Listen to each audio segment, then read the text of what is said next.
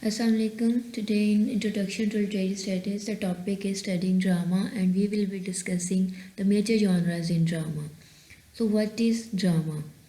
In literature, drama is the portrayal of a fictional or non-fictional events through the performance of written dialogue, either prose or poetry.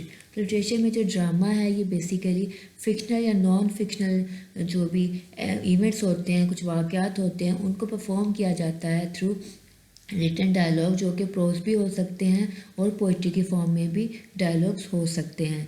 So dramas can be performed on stage, on film और the radio. अब ये stage पर भी perform हो सकते हैं, किसी film की सूरत में भी, और रेडियो पर भी परफॉर्म किए जा सकते हैं. So dramas are typically called plays and their creators are known as playwrights और dramatist. Performed since the days of Aristotle, the term drama comes from the Greek words that means an act, a play, and to act, to take action. तो basically जो है ये Aristotle जो है उनके दिनों से जो ड्रामा है ये परफॉर्म हो रहा है.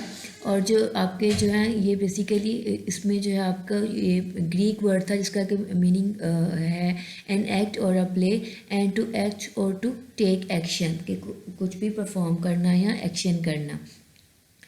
So the two iconic masks of drama, the laughing face and the crying face, are the symbols of two of the ancient Greek muses, Thalia, the muse of comedy, and Melpomene, the muse of tragedy. अब ये जो है आप इस तरह से represent कर रहे होते हैं, जो मास्क जो है आपके ड्रामा को रिप्रेजेंट करते हैं, ये बेसिकली टू जो है आपको मैंने बताया कि एक हैप्पी फेस है और एक आपके पास सैड फेस है, जो कि टू जो है आपके म्यूजिस जो कॉमेडी का है Thalia, and the Melpomene the muse of tragedy जो है उसको रिप्रेजेंट करते हैं, जो कि ग्रीक म्यूजिस थे. So major genres in drama, dramatic performances are generally classified into specific categories according to the mood, tone and actions depicted in the plot. अब basically जो है जो भी परफॉर्मेंसेस दी जाती हैं वो मेजर जो उनके जो जॉनर्स हैं वो जो है उनके मूड और उनकी टोन और जो भी एक्शंस उसमें प्लॉट जो उसकी कहानी में जो है वो उसमें ज़ाहिर किए जाते हैं, बयान किए जाते हैं, उनके अकॉर्डिंग जो उनको कैटेगराइज किया जाता है. So some popular types of drama include tragedy and comedy. अब इसमें जो आपके पास एक ट्रेजेडी है जो मेजर है, इसका जो ड्रामा का ऑनर कंसिडर कर सकते हैं, और जो other one that is tragedy and comedy. So understanding the terms is sometimes difficult as it becomes complex to say whether a play is tragic और कॉमिक. अब बेसिकली अगर हम किसी भी ड्रामा के जो उसको प्लॉट को अगर हम उसको एनालाइज करें तो ये थोड़ा सा मुश्किल हो जाता है कि ये समझना कि वो ट्रेजिक है या कि कॉमिक है. Hence we must learn to use the term flexibly and avoid treating them as laws to which plays must conform. तो बेसिकली हमें इन टर्म्स को ट्रेजिडी और कॉमेडी को जो है फ्लेक्सिबली उसको जो है लर्न करना हमें आना चाहिए कि हम अवॉइड कर सकें ऐसी चीज़ों को कि उनके लिए कोई रूल्स या कुछ लॉज जो ऐसे जो है कि वो ही हों, तो हम उसको जो है उन प्लेस को जो है वो उसकी जो है कन्फर्मिटी उससे उसकी जो है रिलेट करेंगे. Nevertheless, the tragic and comic plays do have certain recognizable features. अब जो है ट्रेजिक और कॉमिक प्लेज में कुछ जो है ऐसी फीचर्स हैं जिनको कि हम रिकग्नाइज कर सकते हैं, उनको पहचान सकते हैं कि इसमें बेसिकली ये ट्रेजिक है ड्रामा या कि वो कॉमेडी है. सो अगर हम आज के जो टॉपिक है हमारा उसमें हम सिर्फ और सिर्फ ट्रेजेडी को डिस्कस करेंगे, और लेटर ऑन हम जो है नेक्स्ट हमारा जो लेक्चर होगा उसमें हम जो कॉमेडी है हम उसके फीचर्स के बारे में बात करेंगे. सो अगर हम ट्रेजेडी की बात करते हैं तो tragedy is from the word tragic. The word tragic means a certain kind of literary art and not as it does in the newspapers and television any kind of disaster. अब ये जो है एक जो लिटरेरी आर्ट जो है उससे इसका एक सर्टन उसकी टाइप है ट्रेजिक, जो कि वो नहीं है जो कि बेसिकली जो हमारे न्यूज़पेपर में टेलीविज़न में जो है उसको किसी भी मुसीबत को जो है वो उसको ट्रेजेडी बोला जाता है. So tragic plots offer a bleak vision of life. They concentrate on failure or conflict and disaster. अब इसमें क्या होता है, जो ट्रेजिक प्लॉट्स होते हैं मोस्टली इन पे जो है ज़िंदगी के ऐसे जो है उन वाक़यात को या उन फेलियर्स को या उन कन्फ्लिक्ट्स या डिज़ास्टर उन मुसीबतों के बारे में जो है वो कहानी जो है वो बयान की जाती है. In most tragedies two aspects of this vision are stressed, chaos and death. अब बेसिकली जो है आपके पास इसमें जो भी कोई ट्रेजेडी होगी उसमें बेसिकली जो फोकस होगा वो आपके क्योस पर होगा या डेथ पे होगा। सो फर्स्टली अगर हम क्योस को इसको डिस्कस करेंगे तो क्योस क्या है, it could also be called disorder. Like कुछ भी ऐसा जो कि एक उसमें जो है एक बेचैनी सी हो, एक बहुत ज़्यादा एक वो है उसमें ऊधम सा मचा हो, तो ये हम इसको डिसऑर्डर जिसमें हो कोई उसमें जो है वो उसका वो ना हो, लाइक उसमें कोई लाइक उसमें जो है एक अफरा तफरी का आलम हम इसे कह सकते हैं कि वो अगर हो तो ये जो है इसमें ये दोनों दो तरह से हो सकता है। लाइक इसमें आपका जो है पर्सनल भी हो सकता है और कम्यूनल भी हो सकता है। In some plays the central character goes to pieces, in others society disintegrates while in many both fall apart. अब कुछ में क्या होता है कि इंसान जो भी कैरेक्टर उसके अंदर दिखाया गया है वो मुंतशिर होता हुआ उसमें स्टोरी में दिखाई दे रहा होता है। कुछ में ऐसा होता है कि सोसाइटी जो है अगर उसकी बात करें तो वो मुंतशिर होती है, और कुछ ऐसे होते हैं जिसमें कि दोनों ही जो है उनका स्ट्रक्चर जो है वो मुंतशिर हुआ होता है। लाइक उसमें कुछ हम आहंगी नहीं होती, एक बहुत ही जो है इनडिसिप्लिन जो है उसमें वो बिहेवियर जो है वो शो हो रहा होता है।